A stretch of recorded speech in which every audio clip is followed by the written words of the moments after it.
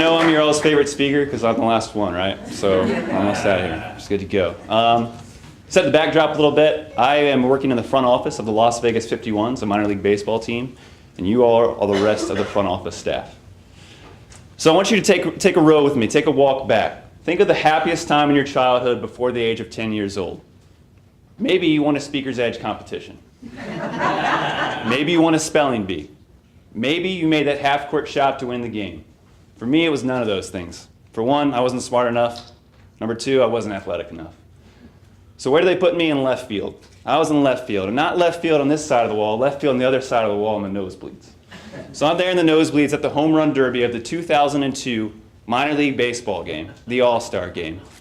There I am, there's a ball that's hit over the left field wall, and I'm the first one in a pile of about 20 kids trying to get that ball. As soon as I got it, huge smile on my face, holding it up like this, like I just won the World Series, and I had bloody knees to prove it. Now what I wish could have happened at this time is I wish someone would have captured that moment with a picture. I'll be honest, I don't know where that ball is anymore. It was probably worth $1.50. But if I had the smartphones of today, imagine that picture. Imagine myself or my parents putting that on social media, putting that on Instagram, putting that on Twitter, putting that on Facebook, making that a status of this was my child's happiest day of my life. Thank you, the Las Vegas 51s. Well, let's look back at some of our attendance numbers. Let's look at our current social media numbers, and let's look at social media value to understand where we are today, because I think it's important for us to add a social media intern to our front office staff. First of all, our attendance numbers. There are 16 teams in the Pacific Coast League. For the last 5 years, we've ranked in the bottom 8th from attendance. 5 straight years. That means we're either dead last or second to last in attendance. The irony is Las Vegas is the 5th largest city, largest metropolitan area in the entire Pacific Coast League, with having 180,000 more inhabitants than the average city in our league. And I think it's pretty safe to say Las Vegas has a pretty large tourism market. Now let's look at today's current social media value or social media numbers. I had a fancy slide on our PowerPoint, but as you can see, the projector's broken. So I got a little cheat sheet here to make sure I get the numbers accurate, mostly because I don't want to be part of an ethical dilemma and a special Speaker's Edge competition in my future. So here it is. We have 15,500 Twitter followers, and we've had 7,000 tweets in the last 6 years. We have 45,000 Facebook likes, and we have 4,000 followers on Instagram.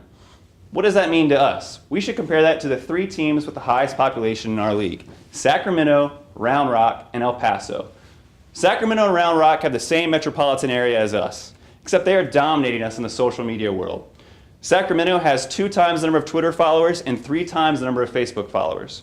Round Rock has 10,000 more tweets than us, and they have 3 times the amount of Instagram followers. And third place is El Paso. El Paso represents the smallest metropolitan area in our league, and they have the 3rd highest attendance in the entire Pacific Coast League. They also have the largest social media presence in the entire league.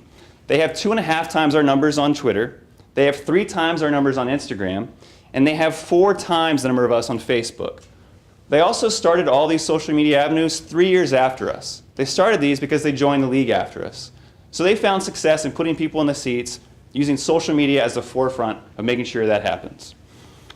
Social media value, Rob Mason, the IMG consultant, says that social media value is the single most important thing for sports franchises to understand while implementing social media networks. Now I have 3 E's to help us understand why social media benefits us. Number 1, it's easy. The youngest generation are the most active users on social media. Baseball has the oldest average attendee age group out of all 4 major professional sports in the United States. Number 2, it's economical. You know why? It's free. Twitter's free, Facebook's free, Instagram is free. Not only that, our social media intern will also be free. All three of these teams that I mentioned, all have a social media intern from a nearby college or university. I propose that we contact UNLV or Nevada, and we find that solution to our problem right now, while also aiding someone in getting credits in their master's degree. Perhaps it's in business administration, perhaps it's in sports administration, perhaps it's in marketing, but we can be the solution on that end as well. That 3rd E is that social media is efficient. If we look at Twitter today, there are 250 million active monthly users. In 2009, when we started Twitter, there were 20 million monthly active users.